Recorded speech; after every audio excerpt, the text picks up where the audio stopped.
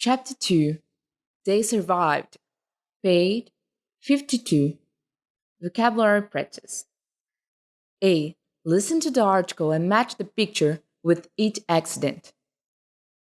On October 13, 1972, the Flight 571 falls in the Andes. Plane was carrying 45 people. Passengers were formed by a rugby team and their families. Their struggle for survival lasted 72 days. In the end, only 16 were rescued. Only 10 people died in the accident. Difficult weather conditions, food shortage, and an avalanche were the reason for the death of many. As the days passed, the search for survivors had been abandoned, and the victims didn't hear any news on the radio.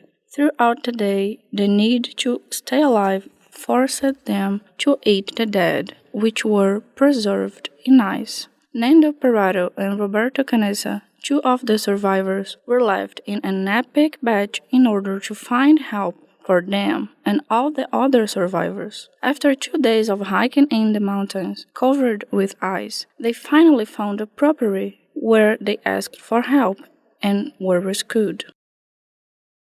Massey Hope McCartney survived a rare and dangerous tumor that affects 1 in 35,000 babies. It was during her mother's pregnancy that doctors discovered that the child had a tumor the size of a grapefruit. The tumor also affected the blood flow and weakened her heart. The doctors operated her mother by cutting her abdomen, removed the tumor from the baby, and then put her back into her mother's womb.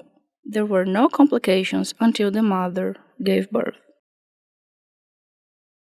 Khalid Hussain was a farmer for 20 years. He was trapped under his own house after an earthquake in Pakistan. He had to stay in a painful position for 27 days before help arrived. He could only move his right arm. He was miraculously found alive by a young man who walked by. He had just a broken leg in several places.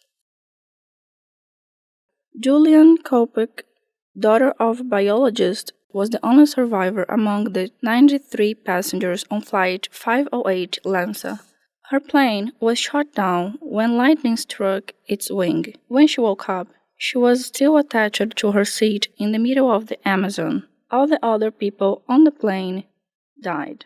She had a broken collarbone, a laceration on her arm, and lost the sight in one eye. Remembering the survival techniques she learned from her father, she followed a slope until she found water and then followed the flow of the water, looking for civilization. On the 10th day, she found a cabin with supplies, and she used it to clean her wounds. The next day, a group of hunters found her and took her to a safe place, and she was finally into the arms of her father.